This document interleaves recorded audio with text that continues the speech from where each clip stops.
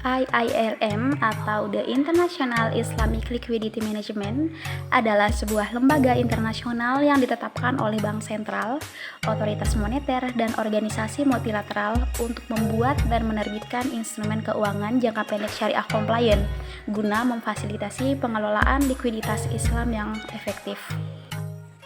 Keanggotaan IILM terbuka untuk bank sentral, otoritas moneter, otoritas pengawas keuangan, atau kementerian atau lembaga yang memiliki pengawasan peraturan keuangan atau perdagangan dan organisasi-organisasi multilateral. IILM didirikan pada tanggal 25 Oktober tahun 2010 dan berkantor pusat di negara Malaysia. Para pemegang saham saat ini berasal dari Bank Sentral dan Lembaga Keuangan Moneter Indonesia, Kuwait, Luxembourg, Malaysia, Mauritius, Nigeria, Qatar, Turki, Uni Emirat Arab, dan Islamic Development Bank.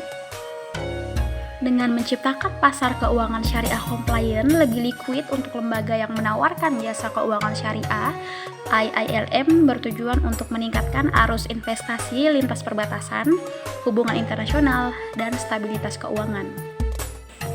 Berbagai kelompok pendiri pemegang saham terdiri dari bank sentral dan lembaga keuangan serta lembaga multilateral, di antaranya Bank Indonesia, Islamic Development Bank, Central Bank of Kuwait, BNQ Centrale Luxembourg, Bank Negara Malaysia, Bank of Mauritius, Central Bank of Nigeria, Qatar Central Bank, Central Bank of the Republic of Turkey, dan Central Bank of the United Arab Emirates. Tujuan dari adanya IILM adalah berusaha untuk memfasilitasi manajemen likuiditas lintas batas di antara lembaga-lembaga yang menawarkan jasa keuangan syariah dengan menyediakan berbagai instrumen syariah compliant dengan persyaratan komersil untuk memenuhi kebutuhan likuiditas berbagai lembaga-lembaga ini. Kemudian IILM berupaya untuk meningkatkan kerjasama regional dan internasional untuk membangun infrastruktur pengelolaan likuiditas yang kuat di tingkat nasional, regional maupun internasional. IILM dibentuk atas inisiatif IFSB untuk merespon keperluan Bank Islam atas pengelolaan likuiditas. Dibentuk oleh 12 bank sentral dan 3 lembaga supranasional, membuat lembaga ini sangat unik karena tidak ada pembandingnya di dunia keuangan biasa. Biasanya sebuah lembaga keuangan internasional selalu melibatkan Kementerian Keuangan, tapi tidak untuk IILM. Dia sangat istimewa karena para gubernur bank sentral ikut terlibat. Bank sentral di negeri-negeri di mana bank Islam sudah berdiri dituntut untuk mengalokasikan sebagian reserve pada instrumen yang sesuai syariah. Hal ini merupakan tuntutan pasar.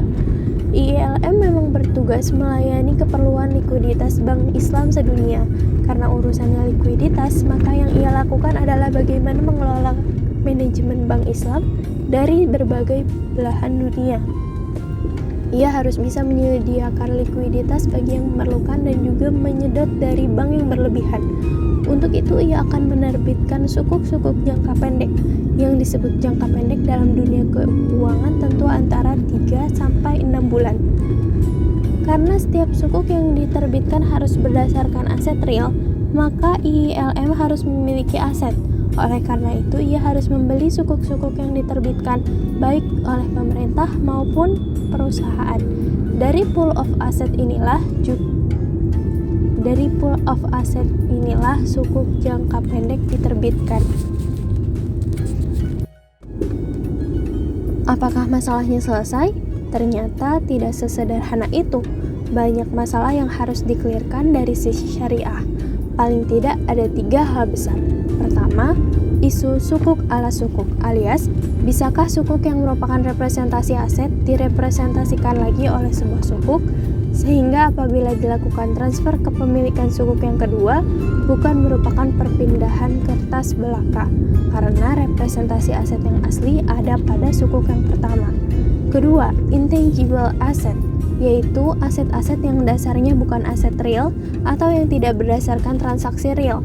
Ini adalah kata lain dari piutang, yang dalam pembahasan berbagai forum ekonomi dan keuangan syariah menjadi isu panas.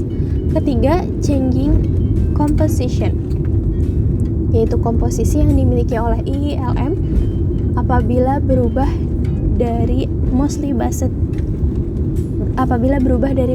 asset based menjadi tidak lagi seperti itu. Misalnya disepakati di awal bahwa komposisi aset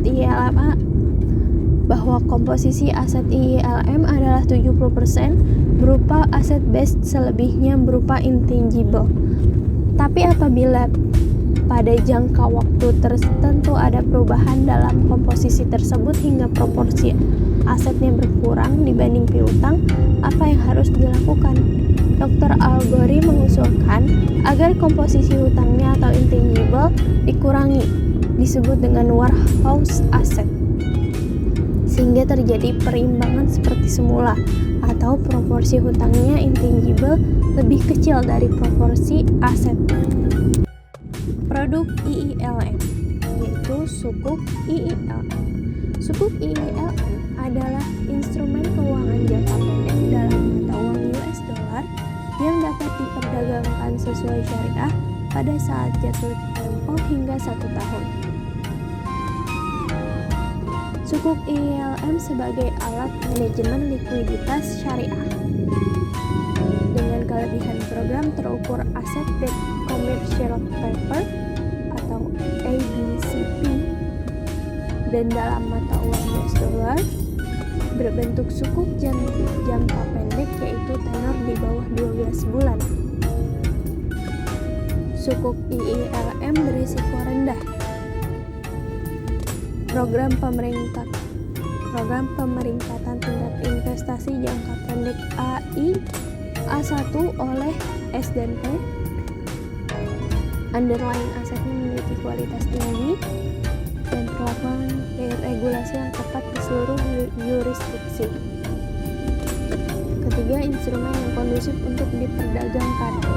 Likuiditas yang sesuai dengan syariah yang paling dapat diterima dan diperdagangkan secara luas. Sering menerbitkan berbagai sukuk dengan tenor 2 minggu hingga 6 bulan. Jaringan dealer utama yang beragam untuk mendukung pasar perdana